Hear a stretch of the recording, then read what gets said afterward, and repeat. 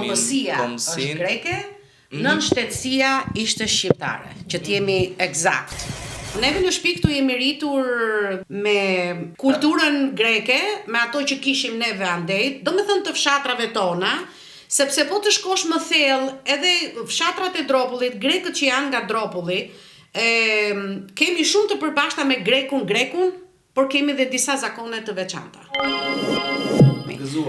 Gëzuar, hajde për të mira e ngëzime. Dua të theksoj që kam pasur në shkollën fillore mësuesen Vasilika Buda, e shoqja e Alex Budës. Natyrisht nga ajo mësuese unë kam mësuar me këto kockat që themi janar, shkurt, mars, prill, maj, qershor, korrik, gusht, shtator, tetor, nëntor, dhjetor. Aty ku është kocka është me 31 muaj dhe aty ku është si grop, aty muaj është me 30 përveç shkurti që kemi një 4 vjet, 28 dhe 29. Dy profesorë që nuk dua t'i them emrat, ma mërmëdhja se do kenë vdekur tani, sa atyre kanë qenë ke 60-tat. Prej njërit, nuk ja kam thënë as njeriu këtë dhe e di vetëm vëllai im Dimitri këtë gjë, që tashin natyrisht e ka harruar, që ai nga që më la në klas, të ngeli. Po, sepse nuk bëra ato që donte ai. Pseudonimi im ka qenë Lena Grekja. Nuk e dinte njeri mbi emrin tim. Unë tha do të kujtoj një gjë që ti në fshat atje ku je, ti atje tha, po e ha bukën e misrit ti, kurse neve bukën e misrit, edhe misrin ja hedhim pula. Greku tashti lut Zotin që të ketë një familje shqiptare që të jetë qeraxhiu i tia. Pse? Sepse shqiptari është i pastër, është korrekt të paguaj qeran dhe nuk ngatrohet. Çdo dhimbje unë e kthej në power, në forcë. Miss Teresa, what is the name of the water it goes inside the vein? I thoja zonja Teresa, si quhet ai uji i kuq që kalon nëpër venat e trupit? Përderisa unë nuk pata universitet, sepse si Dropullit nuk na jepnin dhe universitet, dhe vëllai im që ishte më mirë me notat për shembull nuk na jepnin shkollë. Tu në Shqipëri po? Tu në Shqipëri. Pse? Po sepse ishim Dropullit. Pik, mbaroj. S'ka asnjë sistemi. Nga sistemi. Mos harroni bëni subscribe tek kanali Shqeto. Shqiptarëce. Ku kam mirë dhe kështu me kafe turke. Midi Shqetos, përshëndetje. Siç e shihni, ne jemi ulur këtu me kafe turke, tamam zakonë shqiptare, kurse zonja Eleni ka marrë kafe turke amerikane, apo jo, çfarë quhet ajo? Jo, turke është, po në filxhan të madh. Do të është kafe turke, por në filxhan të madh. Po. Tamam kafe amerikane. Po. Tash çfarë të bëjmë tash? Atje ku jeton edhe ashtu bëhesh, se s'ke ndryshim, nuk ke rrugëzidhje tjetër. Eleni është një zonjë e cila ka shumë për të folur, është një hangar i dijes, i lëvizjeve që ka bërë, i emigracionit, e ka përplasur jeta sa në Europë, madje deri në Amerikë, pra në botë. Zonja Eleni, për më tepër do na flasi vetë. Ju nga jeni, çfarë përfaqësoni, me çfarë jeni marrë, me çfarë po merreni? Atëherë ta fillojmë që atëherë që kam lindur. Që nga fillimi pastaj hap pas hapi me bëmat e jetës. Po, me aq sa ka mundësi, se unë nuk jam dhe profesioniste, por do mundohemi. Gëzuar, hajde për të mira e ngëzime, edhe inshallah gjërat të përmirësohen për gjithë njerëzit. Shëndet mbi të gjitha. Atëherë, unë jam me origjinë dropullite, dhe për ata që nuk e din, Dropulli është minoriteti grek që është nga mbas Gjirokastrës, do me thënë ndërmjet Gjirokastrës dhe Sarandës, në jug të Shqipërisë.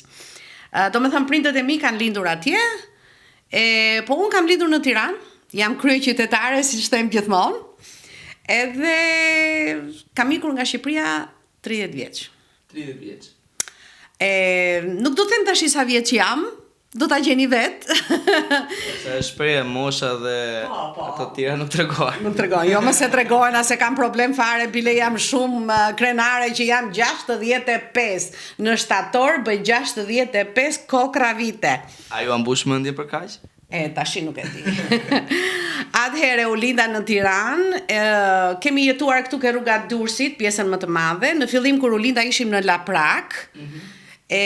Babajn e kam pasur oficer në kohën e luftës gjoja, por për shumë pak kohë natyrisht, sepse si Dropullit neve që atëherë filluan ato që do të pasojnë dhe më vonë ato që do të them dhe unë.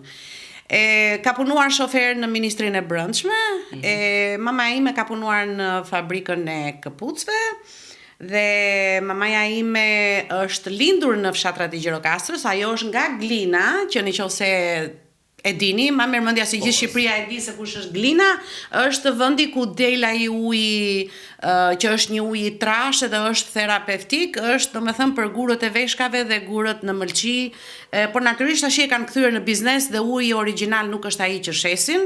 Uji atëherë në kohën e Enverit i dërgonin doktorët të gjithë njerëzit që ishin të sëmurë me gur në veshka ose në tëmbë. Shiko, më pëlqen mënyra se si trajtojnë gjërat, që shikon edhe anën negative dhe anën pozitive. Po, natyrisht. Sepse ne njohim ujin Glina që e blejmë të gjithë në përmarkete, që ujë me gaz. Buron nga burimet e Glinës, apo jo? Për te vetive kurative që ka për gjithë ata që kanë, siç e thatë edhe ju, probleme veshkat e tjera etj. Por tashti e shesin në. Ju po thonë që nuk është ai uji Glina? Jo. Ai që shitet tani në për dyqane e kanë bërë ujë të gazuar. Pra Glina vet nuk ka ujë të gazuar?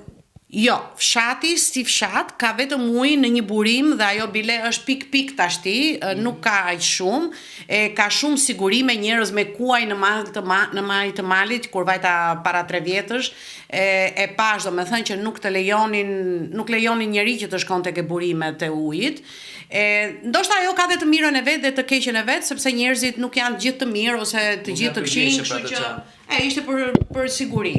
Tashti uji i Glinës në ato kohë ka qenë është një ujë i trash, që nëse do të lash duart me sapun për shembull ose të lash kokën ose trupin nuk bën, sepse ajo sapuni bëhet si gjiz. Kaq i fortë është ai uji mineral dhe në kohën e Enverit, po. Në kohën e është uji i rënd, që mezi pihet, sigurisht duke pirë pothuajse vaj. Dhe ajo në kohën e Enverit ai uji është përdorur për terapinë që tham për gurët, dhe në kohën e Enverit ka qenë një spital për burra, një spital për gra. Po aty të uji Glina. Po, brenda në fshat, në ujin e Glinës atje, edhe doktori i rekomandonte njerëzve që të pinin, nuk e di, 2 a 3 a 4 gota para buke, mbas buke, nuk e di gjatë ditës, domethënë, dhe bënin një kur për 2 javë, më duket, nëse mbaj mend tamam. Ai uji tashi është marrë nga njerëz të tjerë, biznesmena, është bërë fabrikë, është bërë private, është bërë ndryshe. Unë gëzohem që njerëzit përparojnë, se njerëzit tanë janë. Nëse sido që t'jetë për aq kohë sa, siç e thatë edhe që ai nuk pije, nuk përdori për konsum vetjak, sigurisht që kompanitë kanë bërë investimet e veta dhe ndoshta mund të kenë hapur puse etj, pra nuk i hyn fare kësaj pjese. Jo, mirë kanë bërë. Më bën përshtypje duke qenë se ju e nisët bisedën me pjesën e ujit Glina dhe për ta ditur si zanafill për gjithë ata që e dëgjojnë për herë të parë këtë intervistë ose ndoshta nuk e kanë dëgjuar ndonjëherë. Uji Glina buron me gaz apo përpunohet në fabrikë dhe nuk buron me gaz, përpunohet në fabrikë. Për arsyet e tyre, ka dhe ajo të mirën e vetë, natyrisht jam e sigurt që çdo gjë i bëjnë në bazë të ligjit, unë nuk mund të flas për ato gjëra, unë them për ato vite. Domethënë të mbetemi në prejardhjen e nënës time. Sigurisht. Nëna ime është rritur jetime. Në kohën e gjermanëve, nëna e saj ka vdekur me heart attack, me pushim zemre nga frika se Gjermani i hypi sipër në balkon dhe e pa dhe u trëm në gjumë, kurse gjyshi im ka qenë në Amerikë përpara 30-s, dhe kur erdhi Enveri u mbyllën domethënë ato kufit, edhe gjyshi im ngeli jashtë dhe faktikisht ishte në Florida, atje ku jam edhe unë tani, por në qytet tjetër. Kemi një daj, kam një gjysmë daj atje. Gjyshi im ka qenë Hristo Qiriaqi, që ka qenë klarinisti i parë për të gjithë Dropullin. Ai ishte muzikant, shkonte në përdasma dhe ai krijoi një simfoni, domethënë një grup, njëri me defin, tjetri me lautën, me violin, çka kishin ato, edhe shkonin domethënë në përvende për sebebe të ndryshme dhe ka qenë domethënë pas ka qenë qefli gjyshit për aq kohë sa e binde reglave muzikore. Po, tashi ka qenë i talentuar, dua të them, jo qefli, po i talentuar, se të kesh domethënë të dhëna muzike ke talent. Si për shumë gjëra të tjera piktori, më thash. Tashti gjyshi im ngeli andej, mamaja ime me motrën e saj dhe me të vëllain, ngelën domethënë në Glinë, u rritën me një gjyshe, Edhe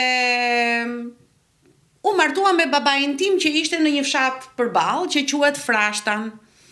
Në Frashtan janë disa fise vetëm, jo shumë. Edhe fisi Kazaqi është fisi më i madh, sepse mbaj mend që gjyshi, domethënë gjyshi im dhe gjyshja ime kanë pasur 9 fëmijë. Të 9 fëmijët kanë bërë fëmijë dhe ne kemi qenë 40 kushurinë të parë. Tashi një pjesë e tyre kanë vdekur, një pjesë janë 70 vjeç, 75 vjeç, 76 vjeç. Pasni krijuar vetë fshatin. Po, ata e kanë krijuar, unë jo, se unë s'kam qenë aty, por ishte një kënaqësi e madhe për mua në Behar të shkoja, atje ku kalonin duanin, në qoftë se njerëzit prodhohej duani në fushat e dropullit edhe shkonin gratë më shumë, domethënë pjesa më e madhe e grave, ngrihen orën 2 të natës, 3 të natës, edhe vinin disa përparse të bardha si çallma, kështu që të ndalohej dielli, se ishin në pikë të diellit. Edhe mblidhin thas me duan dhe pastaj shkonin në angar që thonë, që ishte një vend i madh, domethënë një hapësirë për që përdoi për tharjen ose për po, dhe i vinin të gjithë, uleshin gjithë poshtë dhe vinin në spango dhe i bënin armatha, quheshin ato, i vinin ato gjethet e duanit në mënyrë të tillë dhe pastaj i varnin që të thaheshin. Dhe kur shkoja unë në fshat, bëni shaka kushurirat e mia se unë kryeqytetare nuk dija. Edhe kur vej aty qeshnin dhe mbaj mend domethënë që bëni shumë shakara vajzat edhe gratë njëra me tjetrën, ngacmonin njëri tjetrin, por ndërkohë ajo competition, si i thon, ka qenë shumë me lart se kush do bëj më tepër se natyrisht do paguheshin. Gara e punës, le të po. Unë kam njoftur shumë pak gjyshen dhe gjyshin, më pak gjyshen se ajo vdiq, domethënë më herët se gjyshi, po domethënë grua e madhe. Edhe mbaj mend një herë që ka ardhur këtu në Tiranë në këtë shtëpi që jemi tani dhe kemi pasur obor, edhe doli për jashtë të ndente rrobat edhe i vinte kapsat mbrapsh. Edhe unë si e vogël atëherë, domethënë gocë e re, 10 vjeç, 11 vjeç, tallesha me gjyshen dhe thosha, "Ua, si i ke varur ti kështu këto?" Po ja që nuk duhej, sepse shiko tani që po rritemi të gjithë, edhe unë tani i them fëmijëve të vegjël, si dhe djalit tim, që mos u tall me moshën e madhe se do vish, atje ku isha, atje ku je unë isha, dhe atje ku jam ti do vish. Portokalle është kjo botë. Atëherë, si ke marrëdhëniet me Greqinë? Pra, kthej që prejardhjen e ke nga dropulli, por ndjehesh ose zhvillimin, kombësia është greke, nënshtetësia ishte shqiptare, që t'jemi eksakt. Në shpineve gjithmonë flisnim greqisht, sepse prindët e mi flisnin greqisht, dhe mamaja ime mësoi shqip në moshën 40 vjeç kur filloi të punonte. 40 vjet ka mësuar shqip. Në 40 vjeçin, ja, ka filluar, domethënë filloi të punonte në fabrikën e këpucëve dhe që atë më mbrapa filloi domethënë të fliste më tepër shqip. Neve në shtëpi këtu jemi rritur, domethënë me kulturën greke, me ato që kishim neve andej, domethënë të fshatrave tona, sepse po të shkosh më thellë, edhe fshatrat e dropullit, grekët që janë nga dropulli, kemi shumë të përbashkëta me grekun, por kemi dhe disa zakone të veçanta. A i ndajmë do të i klasifikojmë do të? Do shumë biseda jo, atë po të duash do ta bëjmë një herë tjetër, se ka shumë hollësira. Por problemi është që tash i flasim për jetën time, siç e kemi filluar. Atëherë unë shkova këtu në shkollën Jeronim Derada. Edhe dua të theksoj që kam pasur në shkollën fillore mësuesen Vasilika Buda, e shoqja e Alex Budës. Një grua e shkëlqyer që unë sa herë që laj dhëmbët dhe shumë gjëra të tjera, po sa herë që laj dhëmbët, unë kujtoj mësuesen time, sepse ajo na thoshte si ta përdornin furçën, si për poshtë, jo majtas djatas, që të pastroheshin dhëmbët më mirë dhe natyrisht nga ajo mësuese unë kam mësuar me këto kockat që themi janar, shkurt, mars, prill, maj, qershor, korrik, gusht, tetor, nëntor, dhjetor, aty ku është kocka është me 31 muaj, dhe aty ku është si grop, aty muaj është me 30, përveç shkurti që kemi një 4 vjet, 28 dhe 29. Mbasi mbarova shkollën e fillore, 8 vjeçare domethënë, shkova në Politeknikumin 7 Nëndori. Edhe problemet e mia fillojnë atje. si person, si vajzë e re. Në Politeknikum, unë nuk mund të them që isha e gjitha e 10-ave, jo. Por ajo nuk ka fare rëndësi, sepse tashti në këtë moshë ose në 30 vjeç unë u bëra businesswoman, nuk ka të bëj fare shkolla e lartë. Të gjitha gjërat i kisha shumë mirë përveç matematikës. Dhe ju jeni bërë businesswoman? Po.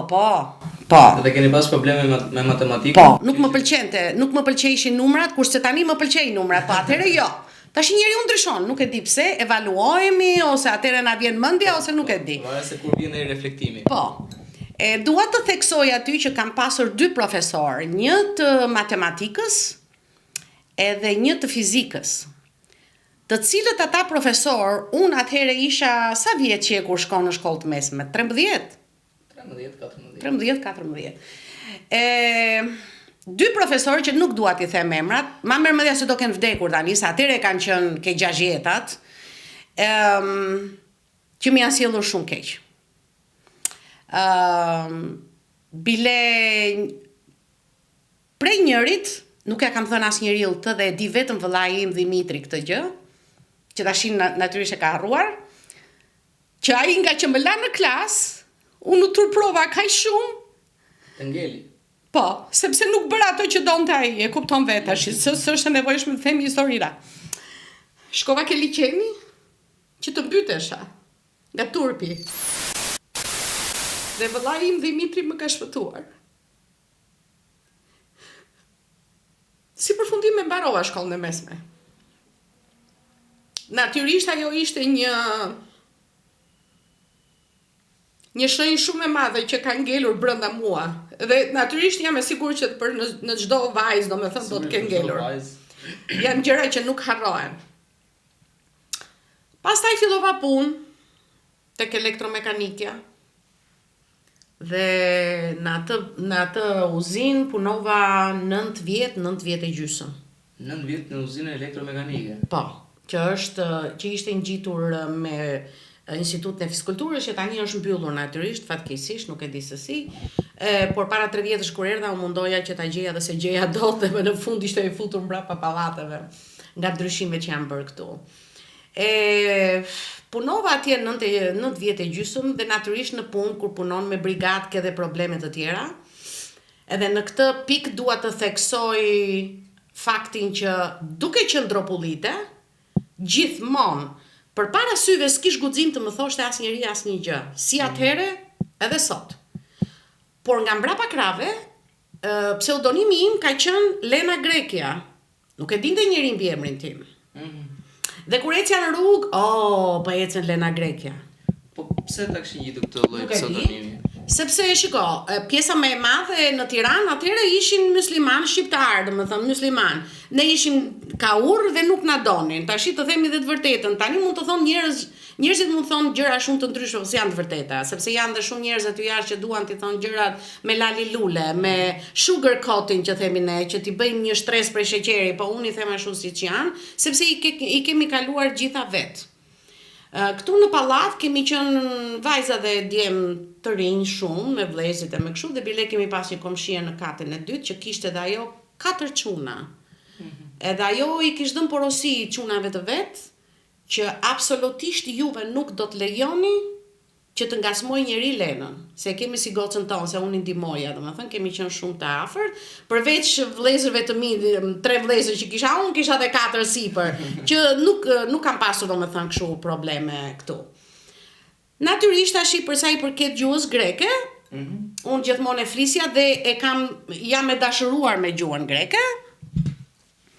Prandaj unë vendosa që të mësoja me të shkruar dhe me të lexuar, të shkoja në një kurs privat që e kishte shoku i babait tim, Spiro Gjai, që dhe ai ka qenë shkrimtar, duhet ketë hikur nga jeta, rreth më pas.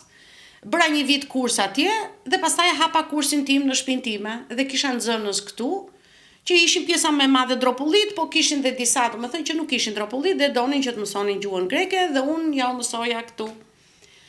Ndërkohë u mësua, domethënë që unë dija gjuhën greke, zotroja shumë mirë dhe nga Alp Turisti më kërkuan që të bëhesha përkthyese. Nga mosha 27 e gjysmë gati Deri 30 punoja me grupet greke që vinin, edhe si përfundim para se të hapeshin këto kufit këtu në Shqipëri që të binte sistemi, disa domethënë grek që vinin që kanë ardhur domethënë nga Greqia atëherë, më kishin për garanci dhe unë vajta për vizitë në Greqi me kuptimin që me mendimin që do kthehesha mbrapsht, nuk dinim neve se ç'do bëhesh në atë kohë. Mirë po mbaj mend maman time që kur unë ika gjithë obori doli në përpengjeret më thoshte rrugë të mbar, sikur ta parandjeni domethënë që diçka do bëj dhe nuk do kthehesha prap, edhe mamaja ime më dha një porosi. Tashti që do ikësh, mos e kthe kur kokën mbrapsht derisa të arish atje. Dhe me të vërtet atë bëra. Pse ishte kjo porosi? Sepse ashtu e mendonte ajo, që të mos më Si e saj e brëndshme. Po, mund të jetë paragjykim, mund të jetë parandjej, mund të jetë një çik kështu. Po kishte merakun e lagjes, çfarë do thosh se që. Jo, për lagjen jo. E kishte kështu si parim, domethënë që kur nisesh me një rrugë, nuk e kthen kokën mbrapsht. Do vazhdosh, sa ajo e dinte që unë po e fillova një punë, unë do ta mbaroj. Kështu që pra mos shko me pishman. Jo, me pishman. Edhe sikur më dha atë urimin që ikë dhe mos hajde më. Po.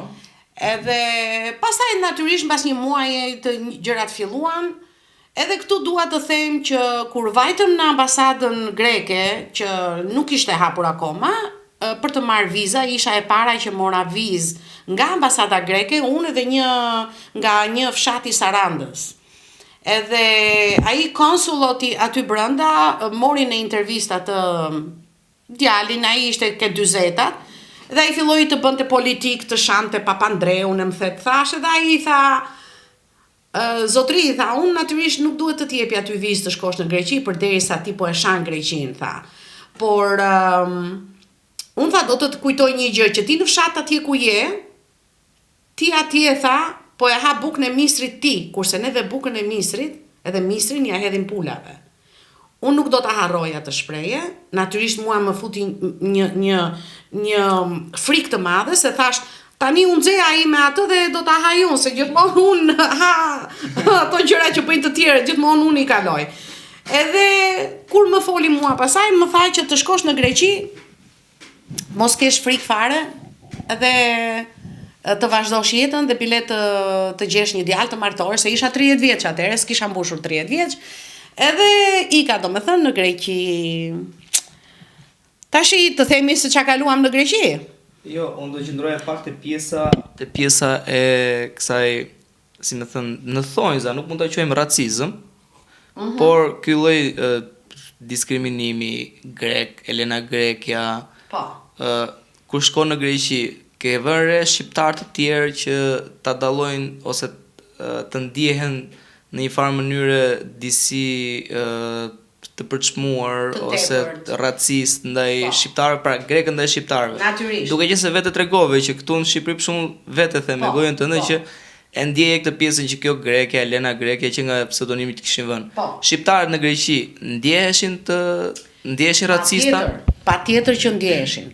Tashi eksperjenca ime personale është kur vajta në Greqi, nga që flisja greqisht, dhe ai qarku që unë njifja ishin të tërë avokat, të tërë këto noterat, në thep thash, që vinin këtu për vacation, sepse që të vish këtu nuk ishin, domethënë, populli i thjeshtë që do vinte në atë kohë si turist në Greqi. Unë për shembull jam pritur shumë mirë atje, edhe nuk më ka thirrur asnjëherë shqiptare, asnjë njeri për mua. Për 2 vjet e gjysmë që ndonja gati 3 vjet që ndonja në Greqi. Por nuk do të mohoj faktin që shoqet e mia dhe shumë shqiptarë që erdhën patën një diskriminim të madh. Në kohën e Miçotakit, shqiptarët nga grekët. Po. Janë shfrytzuar. Shiko, për mendimin tim, në ato vite, edhe unë nuk e kam kuptuar, po këto vite duke u rritur e kupton njeriu që kur ikën nga vendi jot, ai tjetri që do të t'japi punë, kushdo që tjetë, se është grek, se është shqiptar, se tash ndodh edhe këtu kur vin njerëz nga jashtë që shqiptarët ja bëjnë, i shfrytëzojnë punëtorët për një pagesë më të pakët. Natyrisht atëherë ishte Miçotaki që ishte kryeministër. Edhe ai bëri një propagandë, nuk e di me kë ishte në bashkëpunim këtu, që bëri një propagandë jashtëzakonisht negative për shqiptarët. Mirë po, shqiptarët duke qenë shumë punëtor, duke qenë njerëz që e zbatonin ligjin, njerëz domethënë që ikën nga vendi i tyre që të bëjnë një jetë më të mirë, e ulën kokën me kuptimin e mirë të fjalës, punuan dhe jam aq krenare për të gjithë, si dropullis, si shqiptar, si dhe malsorë që kanë shkuar, që kanë punuar kaq shumë këto 30 vjet dhe kanë bërë shtëpitë e tyre, fëmijët shkuan në shkollat greke, kanë mësuar perfect greqisht, kanë shkuar në universitete, siç e dini kemi dhe këngëtar neve atje që janë dhe shqiptar dhe shqiptaro-grek, domethënë me origjinën time, janë trajtuar me kalimin e kohës shumë më mirë dhe kemi ardhur me këmbënguljen ton që të arrim në një moment që greku tashti lut Zotin që të ketë një familje shqiptare që të jetë qeraxhiu i tij. Pse? Sepse shqiptari është i pastër, është korrekt të paguaj qeran dhe nuk ngatrohet. Por sigurisht që nuk ka pyll pa dera, që mund të ketë edhe natyrisht grek problematik, mund të ketë edhe shqiptar problematik. Po patjetër. Tashi edhe shumë njerëz nga Shqipëria që dolën, që ishin kriminela këtu, që dolën nga burgu, shkuan atje, nuk e di se çfarë kush i tha e sy e qysh, vranë pren, disa vodhën, po dhe këtu bëhen, dhe në Amerikë bëhen, dhe në Gjermani bëhen, gjithandej bëhen. Tashi ishte propaganda e grekut që bëri në vitin 90, për disa vite, domethënë pas 90-s që neve shkuam, që shqiptari ishte domethënë shumë i keq. Unë e kam thënë dhe atëre, do ta them edhe tani, nëse shqiptari do të ishte kaq i keq, pse ata e mbajtën? Ose pse nuk i dërguan gjithë mbrapsh? Sepse një shtet je, nëse unë nuk e dua emigrantin, unë e dërgoj mbrapsh. Pse nuk e dërgoj? Sepse ishte punëtor. Kanë shkuar të gjitha gratë shqiptare dhe akoma sot e kësaj dite pastrojnë shtëpitë. Nuk është turp të bësh punë, çfarëdo që tjetë, vetëm të jetë ndershme. Por të dëgjosh greket, bëjnë amin, bëjnë kryqin për gratë shqiptare që po i punojnë për kaq vite, i lënë Chelsea, i kanë besim, dhe nuk është e nevojshme që në fillim domethënë t'i rinë nga mbrapa, jo po pastroje këto, jo po nuk e bëre këtë, jo nuk e bëre atë, sepse din që gratë shqiptare janë të gjitha nikoqira. Sa po ndoje ti në Greqi? Unë ndonja 3 vjet. Një vitin e parë, nga që e kupton që kushtet ishin shumë të vështira dhe nuk kishim lek që të shkonim me qera, e më the thash, të gjitha vajzat tona, si dhe unë, punuam brenda në shtëpi. Do me thënë ishim shtëpiake, si thona mvise në shtëpi, të pastrosh, të kujdesesh për fëmijë, të gatuash edhe gjëra tilla. Unë natyrisht kisha një fat shumë të madh, edhe me të njohur këta grekët që kisha nga grupet, shkova në një shtëpi në Ekali. Ekali është zona më e pasur në Greqi, një nga më të pasur. Është edhe kënga, këshilltarët e Ekalit. Nuk e di se kam dëgjuar. Edhe kam punuar për një që ishte me origjinë Vorjo-Epirote.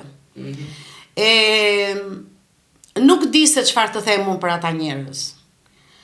Ato më kanë trajtuar mua sikur t'isha person i familjes. Ndonjë aty një vit dhe ato u mërzitën jashtëzakonisht që unika. Por unë të them që ajo zonja në çdo datë 1 të muajit më çonte me makinën e saj, sa atëherë nuk dija si t'i jepja makinës, më çonte në bank edhe më vinte rrogën. Përveç peshqesheve, përveç kur shkonin në Angli ato me ato punët e tyre më sillte peshqeshe dhe bile këto orën e Floririt e kam që atëherë. Edhe është peshqesh, do me thënë, nga ata bosat që kam pasur në Greqi në vitin 90 deri në fund të 91. Pastaj shkova në shkollë për të mësuar për flok, për thonjë një vit, e pagova atë shkollën, dhe mbasi mbarova, duke bërë shkollën, merja dhe një valigje të vogël, me manikyr, pedikyr, shkoja tek zonjat e pallatit, nga 1000 drachmi që ishte atëherë, shumë pak, po çdo që t'ishte, që të mësoja punën. Ajo është. Edhe pastaj mbas një viti, do me thënë gati 2 vjet e gjysmë, unë ika në Amerikë. Si fillim shkova në New York, ku atje fillojnë dramat e familjeve. Familjeve shqiptare? Po. Apo familjes time. Pjesëtar të familjes time. So shkova në New York, me fjalën që i ka dhënë kushërira e parë mamas time, që neve do ta kujdesemi për vajzën, do ta kemi në shtëpi, do filloj punë, më thash. Nuk kaluan as 10 ditë dhe kjo kushërire mamas time, që është 90 vjeç tashti, më çoi në aeroport që të marr nga Ohio, të merja green cardën dhe social security që themi neve, atë ID-n që kemi këtu në Shqipëri. Dhe natyrisht nga që New Yorku është shumë i madh, kishte një lëvizje të jashtëzakonshme dhe neve arritëm shumë vonë në aeroport. Edhe personi që do më sillte mua këto letrat ishte futur në aeroplan. Domethënë përpara jo në aeroplan, po është një punë treni i vogël që shkon nga njëri vend ke tjetri, nga nacionalja ke internacionalja, sepse aty janë shumë të mëdha si thon aeroportet. Edhe aty u humbëm në aeroport dhe që atëherë domethënë u bëm armik sepse filloi që të më thërriste emra që unë nuk i kisha. Dhe natyrisht kush më njeh do ta shikoj këtë emision dhe do të vërtetoj që unë gënjeshtra nuk them kurrë, i urrej gënjeshtrat dhe nuk lejoj njeri që të më bëj për budalla. Aty fillon domethënë një dramë shumë e madhe që ajo ka lënë mbresa tek unë dhe bile ka ndikuar dhe në pjesën tjetër të familjes, se çfarë ajo tezja ime domethënë bëri, duke më thënë gënjeshtare, juve që jeni nga Shqipëria jeni të gjithë gënjeshtare, jeni gjitha hajduta, jeni. Tezja ishte amerikane? Ajo ka ikur nga fshati shumë e vogël dhe ka shkuar në Amerikë. Pastaj nga fshati në Amerikë. Po, edhe kujtoi domethënë se neve ishim kështu njerëz të klasës fundit, natyrisht unë nuk i pranoj. Ndërkohë që ti ishe nga Tirana, Greqi, shkove në Amerikë, ajo shkoi nga fshati në Amerikë. Po. Këtu bëhet dallim. Ajo ka shkuar në 30-ën, unë kam shkuar në 93-shin vajta në Amerikë. Domethënë një ndryshim shumë i madh. Jo, duhet ta lidh me këtë pjesën e mendësisë që ju shqiptar mentaliteti, pra një shqiptare i thot një shqiptare tjetër, përveç se ka gjak i thot ju shqiptarët jeni kështu. Po jo ti ta bën të keqen, nuk e di ti, ai ta nxjerr syrin. Natyrisht kur ajo filloi të më flasë me tër këto fjalë ofendime, që unë isha 33 vjeç gocë, nuk grua domethënë, nuk isha në një fëmijë i vogël që mund të më ofendonte, edhe unë mora në telefon ke daja ime dhe i thash që unë dua të iki që këtej. Edhe asaj nuk i erdhi mirë se unë ja lash në derë që thonë, edhe ika, mbas një muaji e lash do me thënë që të qetësohej gjendja, vajta mbrapsht do me thënë që të uleshim dhe të bisedonim, edhe ajo më mbylli derën përpara fytyrës, duke më thënë që herën e parë hike vetë, këtë herë po të përzej unë. Që të dëgjosh një fjalë përzej, që po të përzej nga shtëpia është shumë e rëndë. Për çdo njeri. Dhe ajo grua që nga fshati, vajti në Amerikë, punoi me një fabrikë më duket a nuk e di, dhe shqiptarët dhe shqiptaro-grekët që kanë hikur në vite 30, kanë ngelur me kuptimin e mirë të fjalës shumë ignorant. Anglisht nuk kanë mësuar 100%. Punonin, flisnin greqisht me njërin tjetrin, nuk punonin për Amerikan, punonin për shumë, edhe nëse punonin për Amerikan duhet ishte në një fabrikë shumë të madhe, roba qepësie ose ato të gunave, ose domethënë fabrika të mëdha, dhe flisin me njëri tjetrin, kështu që anglisht mosha e tyre që unë kur vajta në Amerikë ishte mbi 60-tat, nuk dinin shatrapatra që thonë. Akoma s'kishin arritur të mësonin anglisht. Ja. Natyrisht kjo tezja ime ka influencuar shumë familjen time, edhe nuk dua të duke si mallkim, nuk e kam si mallkim, e kam nga besimi që kam në univers që të gjitha këtu paguhen. Dhe ajo do ta paguaj, natyrisht si dhe gjithë njerëzit që atë që i shkojnë nga mbrapa.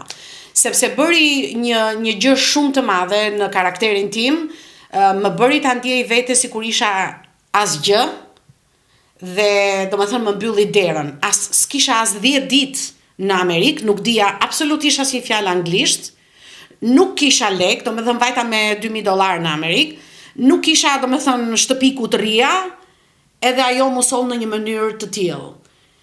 Ishte një plag shumë e madhe për mua. A të dha forcë kjo lloj? Natyrisht. Edhe është ajo që ja mësoi djalit tim që kur ishte 5 vjeç, që çdo dhimbje unë e kthej në power në forcë. Edhe unë fillova të punoja, mblodha lek, dhe nga që klima tash në Cila ka qenë puna jote e parë në Amerikë? Puna ime e parë në Amerikë ishte në sallon. Natyrisht nuk kisha... Pra fillove që të gjitha benefitet kishe fituar, kurset në Greqi për paratëri. Kisha marrë diplomë. Fillove të vije në punë, pra ato shkallët e pallatit që shkoje lyje ose ju shërbeje, le të themi, banorëve të pallatit ku banove në Greqi me qoftë në po të mësoje punën, fillove ta ktheje në forcë. Po, patjetër. Gjithsekush do eksperiencë dhe punë, gjë e mirë është që kur fillon një punë, çfarëdo që të jetë ajo, mos ta ketë hundën përpjet çdo njeri, se kur mbaron shkollën ti di teorinë, nuk di praktikën. Edhe çdo klient është i veçantë, prandaj duhet të dish se si ti përshtatesh çdo klienti. Unë fillova punë, natyrisht një mërzitje shumë e madhe, sepse isha komplet vetëm, dhe fillova të mësoja anglisht mbrapa karrikes, me klienti përpara, edhe unë i thoja, what is this? Çfarë është kjo? Edhe më thoshin, bone për shembull, për kockën, skin për lëkurën. Dhe një herë kishim një kliente që ishte italiane, edhe erdhi dhe unë po i bëja thonjt, edhe po i flisja aq sa di anglisht, zonja Tereza si ke kaluar, dhe ajo erdhi me shënja të zeza. Domethënë kishte syrin të vrarë, kishte shpatullën të vrarë. Edhe unë me ato shatrapatra anglisht i thashun, hey, kush ka rafur buri? Se domethënë u bënte gjë e madhe atje, domethënë që nuk duhet të prekësh gruan. Edhe ajo qeshte. Edhe ajo tani po më shpjegonte se si u ra dhe ra nga shkallët. Mirë, po unë nuk kuptoja një fjalë që thoshte ajo, që ishte blood. Edhe unë i thash blood do të thot gjak. Edhe unë tash i thosh asaj, Miss Teresa, what is the name of the water it goes inside the vein? Që do të thot, kush do të i thoja zonja Teresa, si quhet ai uji kuq që kalon nëpër venat e trupit? Ajo ra nga karikja, duke qeshur, edhe thoshte, unë nuk kam parë njeri të tillë që ti të bësh pyetje të tilla, të shkosh rreth rrotut që të dalësh aty dhe unë ta kuptoj. Edhe kalova shumë mirë, kam pasur shumë shoqe aty, një nga shoqet e mia më të mira ishte italiane, dija pak italisht dhe merreshin vesh, edhe pak domethënë fillova të kuptoj që New Yorku nuk ishte për mua, sepse unë si natyrë gjithmonë kam shumë ftohtë. Edhe prandaj dhe nuk kam edhe tension të lartë. Mund të kem tension të lartë vetëm kur më kap ajo e kazaqit edhe nxehem, atëherë kur më ka bërë një njeri një gjë të keqe, atëherë më hipën tensioni. Por nga që ishte shumë ftohtë, kisha dëgjuar që ai gjysmëdaja im që ka lindur nga gjyshi im, domethënë me një grua greke në Florida, kishim mësuar, dinim domethënë nga korrespondenca që ka pas mama ime me njerëtën, që aty ishte një vend që gjithmonë ishte behar. Edhe kështu unë vendosa që të shkoj në Florida.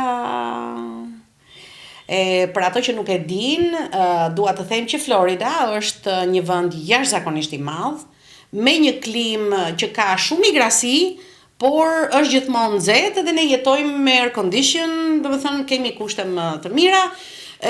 Florida ka shumë me mira grek dhe me mira shqiptar. Tash kur shkova në Florida, nuk mund të punoja në punën time të flokëve, sepse nga njëri shtet në tjetrin, hollësit janë që duhet të japësh një provim, që të marrësh licencën prap, që të bësh flok. Edhe kjo më mori një vit, se natyrisht nuk isha edhe gjua ime për 3 vjet nuk ishte perfekte, edhe ato provimet në Amerikë janë shumë të vështira. Nëse më mori... Pra ti edhe për profesorin tënd duhet merr prap diplomë në Florida për të ushtuar. Jo diplomë, por që të njihej diploma që kisha, sepse nuk njihej ajo që kishe. Po. Në New York, e bëra edhe këtë në New York, por në New York, nga që është një shtet shumë i madh, të japin në ato vite, nuk e di nëse është tani, se flas përpara 30 e ca vjetëve, atëherë të jepte qeveria amerikane, domethënë në New York, qeveria e New Yorkut të jepte të drejtin që të shkoje 3 herë për të bërë provim. Edhe hera e parë ishte me të shkruar. Unë e kërkova në greqisht. Shkova atje, ajo greqishtja që ata kishin përdorur për pyetjet, ishte sikur të ishte kinesçe. Dhe shumë greke domethënë që janë rritur në Greqi dhe që kanë vajtur atje, u ngritën dhe ikën. Domethënë e humbëm. Sa herë që shkoje për provim ishte $50. Herën e dytë ishte ta merje oral English që e thonë këto. Dhe çfarë ishte ajo? Ishte një sallë shumë e madhe që ishin 400-500 veta, edhe kishim një podium të vogël dhe ishte një zonjë atje e cila bënte pyetjet. Edhe neve duhet t'i gjenim përgjigjen me letra që kishim përpara. Po. Edhe mund të them, e kam thënë gjithmonë dhe do ta them derisa të vdes, që atë provim unë e mora vetëm se isha e zgjuar. Jo se kuptoja se çfarë më thonin, nuk kuptoja asnjë gjë. Tashi pse them që isha e zgjuar? Sepse ajo zonja që ishte në podium, natyrisht kishte tendencë që të ndihmonte njerëzit. Edhe kur bënte pyetjen, ajo thoshte për shembull që ku është vendi më i saktë, më i mirë që duhet të vëm krërin që krefin flokët. Po. Edhe kishte 3 përgjigje. Edhe dëgjoj zërin e saj. Përgjigja e parë ishte sipër në tavolinë. Përgjigja e dytë ishte brenda në sirtar. Apo në atë xarën që ishte me atë ilaçin që vinin brenda. Dhe ajo aty ku thoshte apo, unë thash aty do ta vë. Edhe kështu e mora me 100% që ishte diçka e çuditshme. Pastaj shkuam me praktikën e mora. Mirë po kur vajtëm në Florida duhet të bëje e njëjta gjë, me ndryshimin që Florida nuk të jepte mundësinë që ta bëje me këtë oral English që thoshin. Aty ke vetëm aty e kishe vetëm për të bërë një herë në teori dhe pastaj në praktik merrje një model me vete, me bigudina, shkonim atje në radhë 500 veta, një eksperiencë Si është jetesa në Florida? Pra, në New York e thamë që ishte ftohtë. Po, akull, atje në Astoria që rija unë kishte shumë njerëz nga të gjithë vendet, nga të gjitha kulturat, shtëpijat ishin shumë të vogla. Për mua nuk ti si ta shpjegoj, por nuk. Mua më pëlqen New Yorku të vete në Manhattan, shkoj për pushime, shkoj të shikoj për shembull njerëzit e mi, po jo që të rri, të jetoj në New York nuk e bëj dot. Domethënë është sepse është ftohtë, kushtet klimaterike dhe Po, çfarë të bën ty domethënë që mos edhe aty për shembull është shumë e vështirë që t'i japësh makinën, sepse njerëzit aty i japin shumë shpejt, siç japin dhe këtu që nuk respektojnë linjat.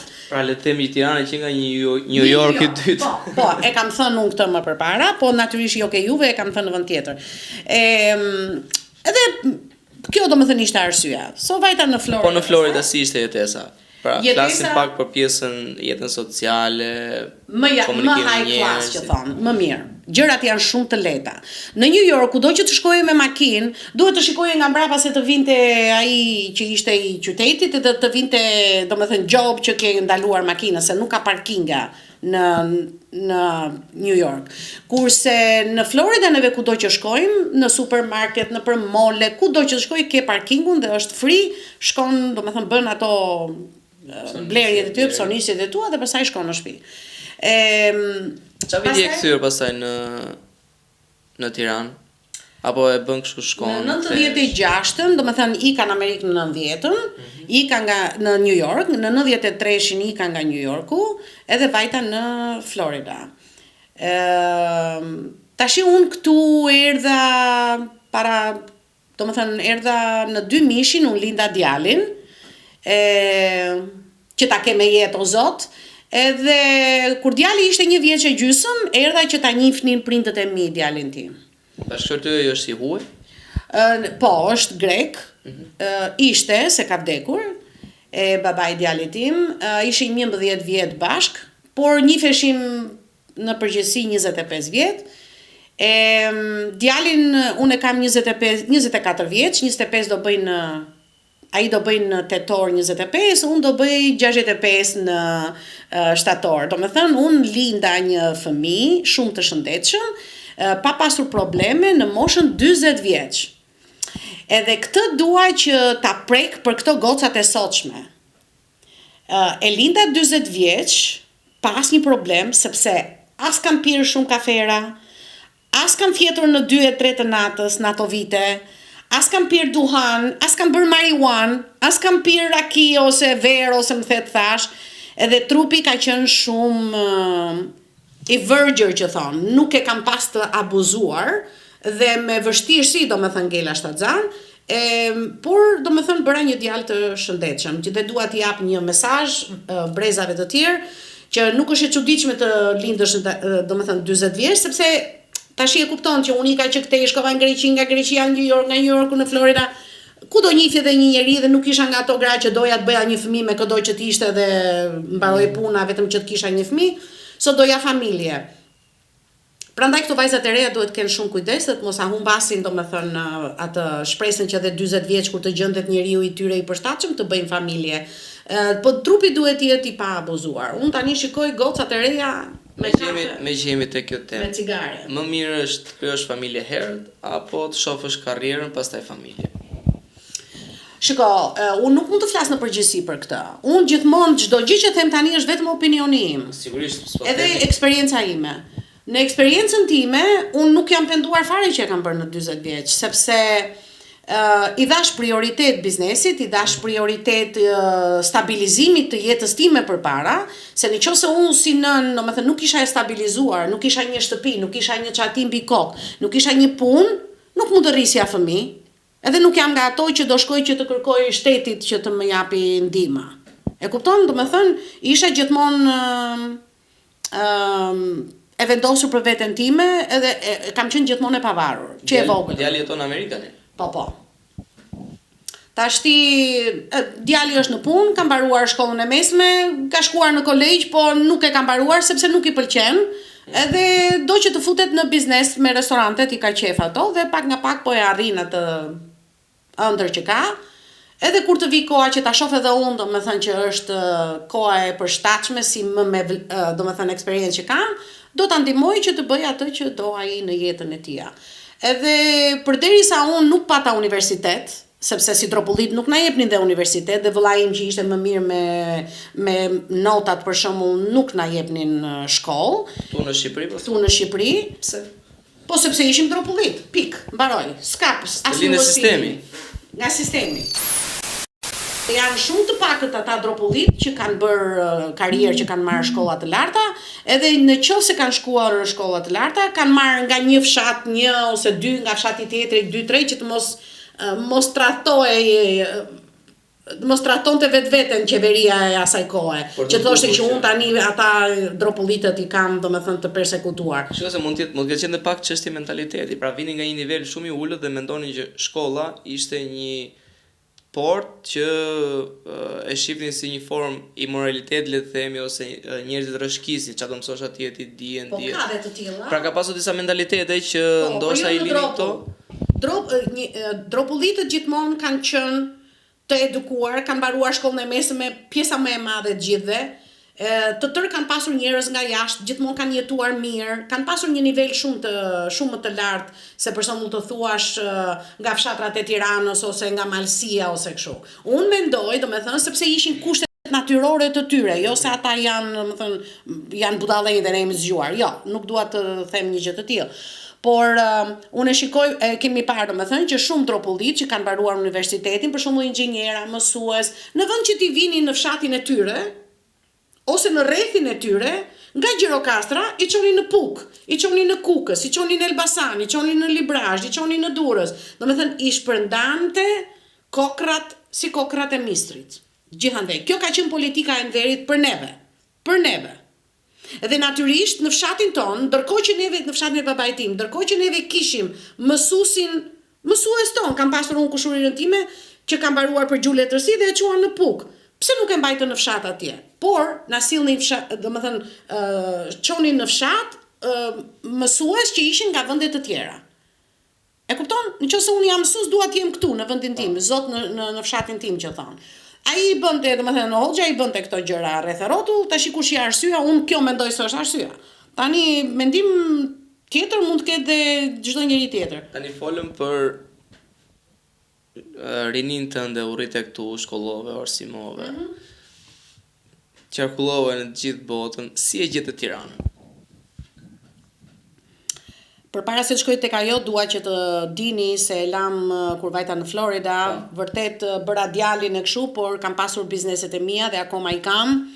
Kështu që pavarësisht se nuk dija shumë aritmetikë dhe matematikë, ishte interesante edhe pjesa që. Po. Dhe prandaj e besoj për një farë kohë kishte çik të vështirë për djalin tim që nuk ta pranoja, që nuk donte të shkonte në universitet, por e kuptoj që është më tepër praktik si puna e nënës vet. Kështu që tash nuk jam më e mërzitur pse nuk ka shkuar në shkollë. Këtu erdha në 2022. Do me thënë pas 21 vjetëve që kisha ikur, se të thash erdha kur ishe djali i vogël 1 vjeç e gjysmë, musë mur këtu, 3 ditë ndënja edhe ika, se musë mur djali, ishte bebe, do me thënë 1 vjeç. Që atëherë s'kisha ardhur më, se me punë, me më the thash, me hallë, kur erdha, nuk e dija ku ishte shtëpia ime. Se je do të shtëpinë tënde. Jo, nuk e dija. Po sepse janë ndërtuar, po të shikosh nga penxheria këtu, i kemi makina të parkuara përpara penxheres. Këtu ka qenë një pallat tjetër, aty është futur një vilë në mes, edhe ka vënë një gardh, domethënë një mur.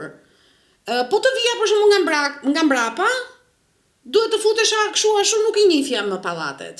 Këtë nga përpara është ndryshuar të vetme një gjë që mbaja mend, ishte legata jugoslave, e cila tani është bërë funeral home, edhe përballë me mua është legata polake. Pastaj mbaja mend Florida, atë kafe Florën, edhe po të shkoj natyrisht në qendër, por tash për shkakun siç e dëgjova edhe që parë në telefon ai miku im që mori në telefon e tha do vish ku më tha tek ke prokuroria, unë nuk e di ku është prokuroria. Edhe ka shumë njerëz që qeshin edhe thon ua po je Tiranë ti, po Tiranë jam, po Tirana nuk ishte kështu. Kam nostalgji për Tiranën e përparme, se ishte shumë e pastër, shumë e rregullt. Gjegorie nga jashtë, po martohet ndonjë apo? Nuk e di se si kanë zakonet këtu, janë ndryshuar gjërat, kështu që nuk mund të them. Ka ngelën trafik, ka parkuar ndonjë dysh edhe sa blej paketë cigare, ka dalë me të Mercedesi. Po, do qarkulloj Mercedesin, ai që rri ditën ke kafe, ke Monsheria ose ke Mulliri, edhe ku diun se janë këto kafet e tjera, i ke të gjitha plot që në orën 7 të mëngjesit deri në orën 11 që mbyllen. Edhe pastaj bëjnë ankesa se nuk kanë lek. Tashti, si e gjej Shqipërinë unë? E gjej të bukur, nuk mund të them. Jam për Gradacella, siç e kam përmendur edhe në video tjetër, që problemi është që s'kemi ujë. E kemi ujë me orar. Sa vite keni që keni bler këtë shtëpi? Këtë shtëpi nuk e kemi bler, kemi pasur me qera, atëherë siç ishte në fillim në kohën e Enverit që çdo njeri e kishte me qera, dhe pastaj kur u ra qeveria komuniste, të gjithë e blen shtëpinë që kishin dhe e kanë bler prindët e mi. Dhe pastaj vëllai im Dimitri. Pra, në vitet?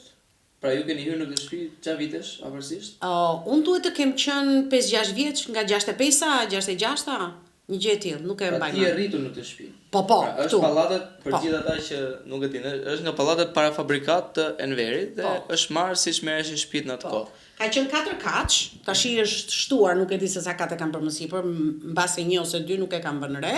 Inshallah i mban. Po, ma merr mendje do t'i mbaj, sa shiko, Shqipëria ka edhe intelektual shumë të mirë. Un kam niprit e mi që janë inxhiniera. Nuk mund t'ja u hedh poshtë ato pallatet të mëdha që po ndërtojnë tani. Kam vllai që është inxhinier, kështu që. Atëherë duhet ja njohim. Por kjo nuk e kanë bërë nifrit e tu dhe vllai. Nuk ka rëndësi, po dhe atëherë ka pasur inxhiniera, nuk është se s'ka pas. Varet sepse mund të jetë llogaritur për 5 katë edhe këta kanë bërë 7. Jo, nuk kanë bërë 7 ose 5 ka ose 6, nuk jam e sigurt. Dua të them këtë tjetrin që bëhet fjalë që ju keni marrë shtëpinë në vitet 65 e zem. 65. A kishte ujë atëherë 24 orë? Patjetër, derisa ika unë në 90. Jo. A kishim ujë selite? Kishit depozita gjëra? Absolutisht asnjë gjë. Absolutisht asnjë gjë. Po si vinte ujë 24 orë në atë kohë? 24 orë, po. Unë nuk e kuptoj si thon këta që s'kishim ujë. Në qoftë se flasim tash për vende të tjera që unë nuk i di, ne ishim qendër Tirane. Unë flas gjithmonë për eksperiencat e mia. Neve kishim ujë dhe ujin e kemi pasur shumë të ftohtë. Ishte një ujë që po të pije një gotë mbas buke për 1 orë ti kishe uri, sepse kaq i mirë ishte uji i selitës. Pra ju pinit ujë çesme, ujë çesme. Kurse tash duhet të blejmë shishe. A jam e sigurt unë se çfarë kanë ato shishe plastike? Pastaj këto shishe plastike shkojnë me këto maunet e mëdha nga njëri shtet në tjetrin, nga një qytet në tjetrin. Sa rrin ato arkat prej plastike brenda në këto maunet në mes të nxehtësisë dhe brenda ka valuar uji. Edhe neve marrim e blejmë tash mbi të gjitha dhe nuk e dim se çfarë mikrobesh ka brenda. Kurse atëherë e pinim ujin nga çesma dhe ishim të tërë të shëndetshëm. Tashi ka dalë lloj-lloj sëmundjesh. Pastaj kur erdhe këtu brenda e pe ato plerat aty jashtë, kur të dalësh të bësh një fotografi, edhe të shikosh plerat mu në mes të vendit. Përpara legatës. Këtu janë gjithë dyqane dhe janë plerat aty që vinë 3-4 herë në ditë dhe i marrin, edhe pastaj vinë edhe ata që i gërmojnë plerat dhe i hapin gjitha, i hedhin në shesh, edhe natyrisht çfarë shëndeti do presësh kur ke miza, mushkonja, edhe gjitha ato gjëra, domethënë, nuk ka shumë pastërti Tirana. Atë dua të dalë, aty dua të dalë. Pra ti ike me 24 orë ujë dhe erdhe gjetë Tiranën pa ujë. Po, pa ujë. Natyrisht shtëpia këtu ishte e lënë bazdore. Edhe tashi dua të dalë tek fakti që me që po bëjmë për jetën time, unë dola në pension 62, natyrisht punoj si përkthyese në telefon, edhe në kompjuter ose kur shkoj për shembull në përgjyqje ose në për doktora në për vende të tilla. Këtë punë e bëj gati një 5 vjet. Mirë po tashi që mu së mur vëllai, kam një vit që jam ndërmjet Shqipërisë dhe Greqisë. Miq, kjo ishte Eleni, një bishe vërtet për sa i përket bagazhit që ka, komunikimit, eksperiencat që ka kaluar në jetë. Sigurisht që shkolla më e madhe në jetë për të gjithë ne është eksperienca, puna, mundi, djersa, sepse pos punove s'ke. Ne kërkojmë ujë 24 orë, ndërkohë që vet Eleni na tha që në vitet Pas 60 se kemi marrë këtë shtëpi. Po, mbas viteve 60 kjo ka pasur ujë 24 orë, ndërkohë që ne sot në 2025 pretendojmë që të pijmë ujë 24 orë nga çesma, po se kur, se dim. Pra ka qenë, ka ikur ujë dhe këta po pretendojnë na e sjellin. Atë që duhet themi përveç ujit, në atë kohë ka qenë që filluan të bëheshin radhat edhe kuponat, edhe ngrije baba im përballë që ishte Bylmeti, ku është Monsheria tani, që të merrte qumësh për familjen, ngrije në orën 3 të vinte radhën që të merrte 1 kile qumësh për një familje 6 vetash. Si me kuponat, e mban mend që kishim po ti nuk e di. Unë si mbaj mend, unë jam. Jo, kemi pasur kupona që na jepnin një javë, një pul për familje ose gjysmë pule për familje. Javën tjetër ishte diçka tjetër, një herë një mish i grirë, e jetova dhe atë kohë. E jetova kur kishim dyqanet që çdo familje kishte drejt të rinte, rrishim 2-3 orë në radhë që të merresh 2 kile patate. Nuk ishte banane, nuk ishte gjitha përveç mollëve dhe portokallëve dhe dardhave, unë nuk mbaj mend që të kishim domethënë fruta të tjera në atë kohë. Çdo gjë ishte me kandar, çdo gjë ishte me kupon që thon, domethënë me një sasi të caktuar. Ndërkohë që sot i kemi gjitha këto mollët, janë sheshit, lushja, dert, kastravecat e del në protestë sepse nuk i shiten sepse vijnë nga jashtë. E nga ana tjetër nuk kemi ujë që duhet na sigurojë shteti, bashkia, jemi prak zgjedhjesh. Prap në përfushat flitet që do kemi ujë 24 orë. 8 vite kanë pushtetat. Ujë 24 orë premtojnë, ujë s'ka, edhe ai ujë që vjen herë. Kjo ishte Eleni miq, shifemi në intervista të tjera. Faleminderit që na ndoqët deri në fund dhe mos harroni bëni subscribe tek kanali Shqeto. Mirupafshim. Mirupafshim.